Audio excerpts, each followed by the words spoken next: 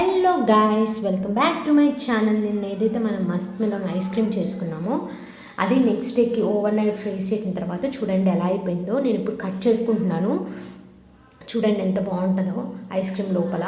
ఒకవేళ నా Musk melon ice cream recipe చూడకపోతే వెళ్ళి తప్పకుండా ఆ రెసిపీ చూసేసేయండి, చూసి ట్రై చేయండి. చాలా బాగా వచ్చింది, టేస్ట్ కూడా చాలా బాగుంది.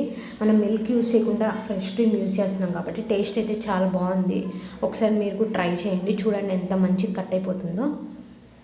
ఇవి మనం ఐస్ క్యూబ్స్ లాగా కానీ లేకపోతే ఐస్ క్రీమ్ మౌల్స్ ఉంటాయి కదా, ఆ మౌల్స్లో కూడా వేస్ట్ చేసేసుకోవచ్చు. ఇలా ఫ్రూట్లోనే వేస్ట్ చేసుకోవాలని ఏం లేదు, ఎలా వేసినా బాగుంటుంది. నేనైతే ఇలా ఫ్రూట్లో వేసి న్యాచురల్ టచ్ ఇద్దామని దీంట్లో వేసాను. చూడండి ఎంత బాగా కట్ అయ్యి ఎంత నిజంగా చాలా టేస్టీగా ఉంది. ఐస్ ఒకసారి మీ ఇంట్లో ట్రై చేసేసేయండి. నేను మా అబ్బాయి ఐస్ ఐస్ ఐస్ అనుకుంటున్నాడు అని చెప్పేసి ఆ బాల్లో కొంచెం ఐస్ వేసిస్తున్నాను. చూడండి ఎలా ఉందో తను చెప్పేస్తాడు ట్రై చేసి.